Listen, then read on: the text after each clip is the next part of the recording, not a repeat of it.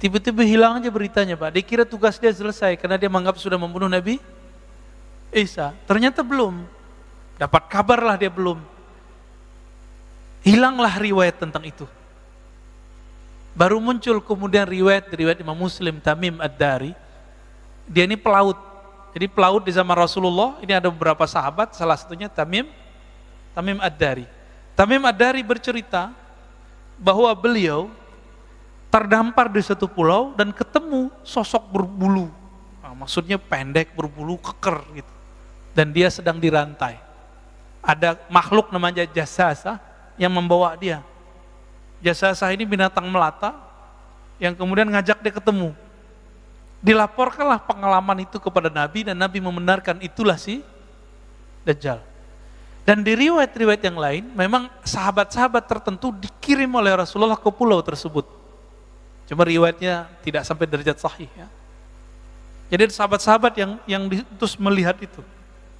Berarti di zaman Rasul, Dajjal dibelenggu Pak, di satu pulau.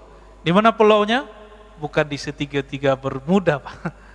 Itu pulau dia, tapi itu bukan di situ. Pulau dia Pak, tapi bukan di situ ya. Jangan cocok logi. Tapi namanya kok Bermuda Pak ya, kayak bahasa Melayu ya. Bermuda.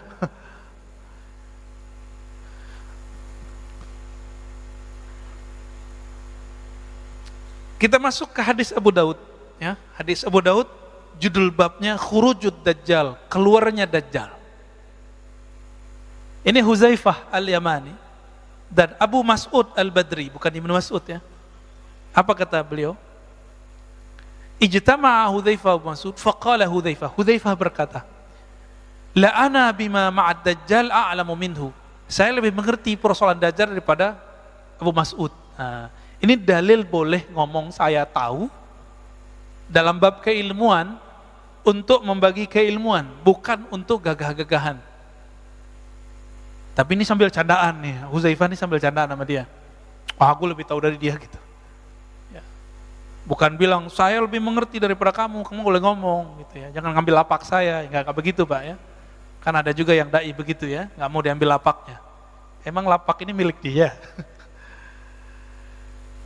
Inna ma'ahu bahran min ma' wa nahran min nar.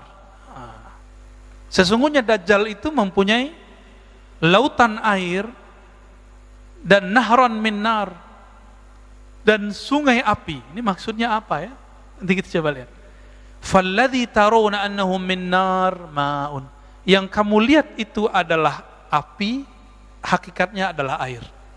Yang kamu lihat bahwa itu ma, itu adalah nar. Itu adalah kamu lihat dia air, itu api. Kata Abu Mas'ud, hakadza sami'tu Rasulullah SAW. Saya juga mendengar begitu.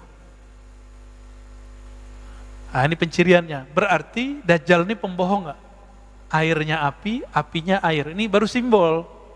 Ini baru simbol. Dalam hadis Imam Bukhari dan Muslim kita dianjurkan berdoa. Dan ujung doa itu wa'udzubika min fitnatil masihid dajjal. Aku berlindung kepadamu dari fitnah kekacauan al-masih ad-dajjal. Ini jelas, ini lafaznya. Fitnah itu ada pra kemunculan, ada saat kemunculan.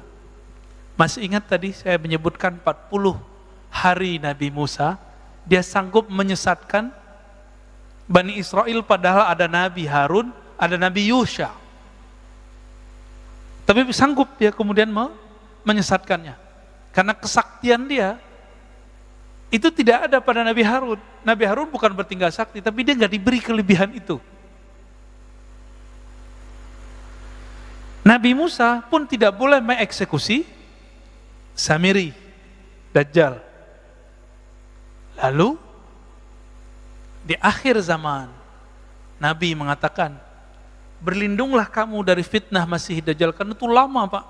Fitnah Masih Dajjal ini sudah dimulai dengan virus-virus ini. Ini analisa Al-Habib Al-Adni. Ya, kita bisa lihat kajian-kajian beliau, ulama Yaman, temannya Habib Umar. namanya Habib Abu Bakar Al-Adni. Ternyata ini disepakati oleh banyak ulama, begitu juga masyaikh saya, dan saya sepakat dengan itu. Bahwa virus corona ini awal daripada fitnatut Dajjal. Apa arti fitnah tadi? Kekacauan. Kacau nggak di negara? Kacau, Pak. Ya, nggak ada negara yang aman dari corona, nggak? Ada nggak? Nggak ada. Brunei, tar lagi Pak. Semuanya kena. Semoga aja nggak terlalu parah gitu. Semuanya kena, Pak. Nggak ada negeri kecuali kena semua. Puncaknya nanti ada musibah kelaparan nanti, ya. Ketika negara utang, bayar, beli vaksin udah jadi Tuhan sendiri. Kita dengan kaget mendengar beberapa kaum intelektual yang ngerti agama ngomong, virus ini bisa diselesaikan hanya dengan satu hal, vaksin. Wah, jadi musyrik dia tuh. Ya. Bung Karno ketika memerdekakan negeri ini, dia menyebut dengan rahmat Allah. Walaupun dia berjuang habis-habisan, masuk penjara, keluar penjara, diasingkan, dia nggak mengatakan hanya dengan cara berjuang, enggak. Dia memulai dengan atas nama Allah. Itulah simbol kewalian Bung Karno. Ini orang lupa nih. Kita lupa kan? Kita kira pendiri bangsa ini bukan seorang wali. Wali Pak, dia waliullah. Maka dia sayang dengan ulama-ulama. Cinta dengan ulama-ulama. Loh kok sekarang ada yang ngaji sejarah mengejek Soekarno? Ngisi di sini kalau nggak salah ya. Oh, gawat ini Pak. Itu bisa berbahaya itu. Perkaranya bisa panjang.